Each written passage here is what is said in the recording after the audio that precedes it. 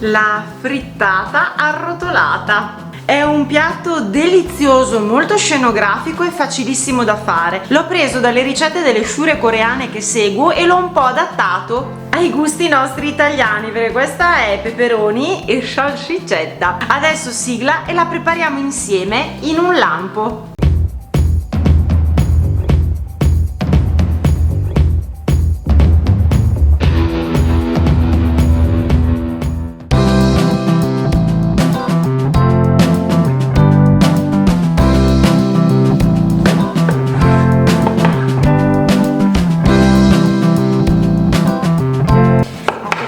Peperone dobbiamo fare dei cubetti molto piccoli, quindi fettine di 2-3 mm, vedete, proprio sottili sottili, e poi cubettini altrettanto sottili. Devono essere proprio mini mini. Facciamo la stessa identica cosa anche con l'altro quarto di peperone. E per dare un po' anche di colore in più io uso dell'erba aglina. Voi potete tranquillamente usare anche quella cipollina, oppure se non avete niente andate sereni con uno spicchiettino di aglio da saltare dopo insieme al peperone. Facciamo anche questo ovviamente fine.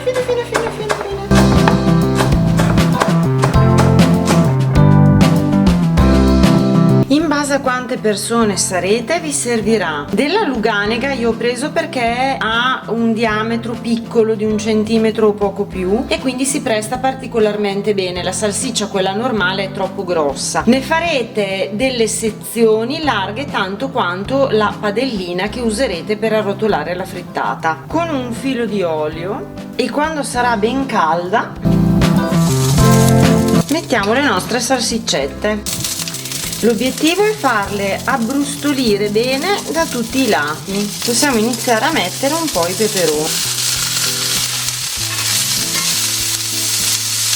Regoliamo i peperoni con un pizzico di sale.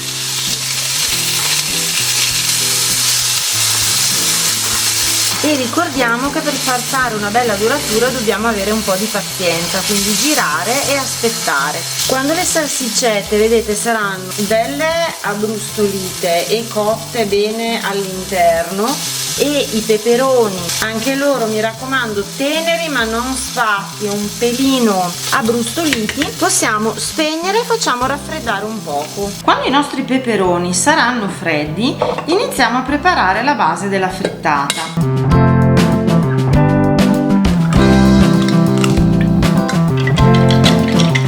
Non dobbiamo montare, dobbiamo solamente spezzare i legami tra albume e tuorlo.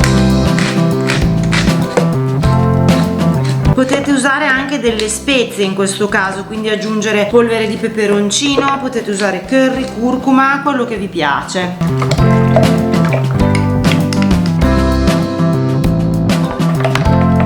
Ovviamente se non volete fare tutto sto sbattimento di verdure e di cose, potete farla semplice senza niente dentro, però viene un po' più bellina e sicuramente anche un po' più saporita. Le verdure e le erbe aromatiche le cambiate in base ai vostri gusti o alla stagionalità. L'importante è fare dei pezzettini piccini picciò. Parliamo della padella per fare la nostra frittata. Normalmente andrebbe usata questa che vedete è rettangolare. Se la dovete comprare vi suggerisco di prendere questa antiaderente perché è molto più pratica. Se invece non volete spendere dei soldini in più, va benissimo anche una padellina antiaderente tonda. Chiaramente i bordi non saranno regolari come con questa, è evidente, però tanto a noi serve che sia buona e non più di tanto bella, quindi va bene comunque. Procedete come io farò con questa qui, e vedrete che vi viene uno spettacolo lo stesso. La salsicetta dovrà essere però a misura della padella che usate. Filo appena pochissimo di olio e andiamo a spennellare per bene anche nei bordi.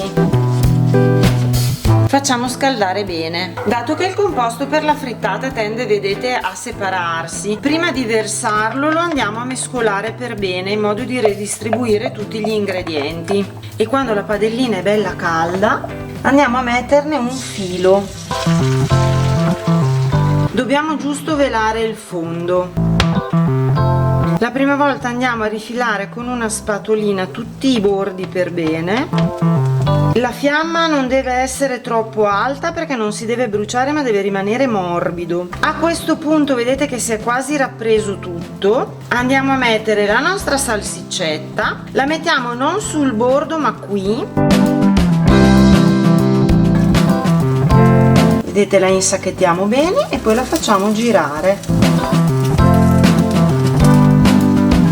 La facciamo slittare sul fondo, poi rimescoliamo. Mi raccomando che deve rimanere un pelino di questa lì, perché così si salda all'altro composto che dobbiamo usare.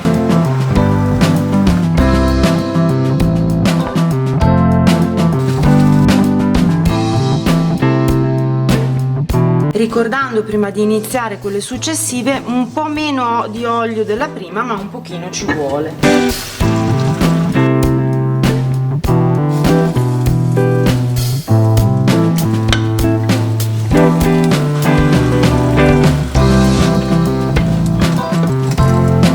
Se vi dovesse avanzare un pochino di composto di uova, ne arrotolate un'altra oppure fate delle tagliatelline.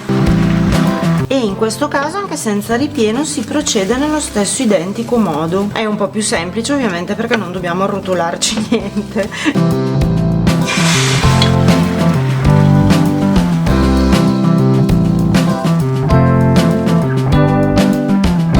Le facciamo raffreddare un pochino prima di tagliarle e ci ricordiamo di utilizzare di preferenza un coltello a lama fine e ben affilato. Facciamo per fare le parti uguali prima il centro, naturalmente la potete servire anche intera, poi la metà delle due metà.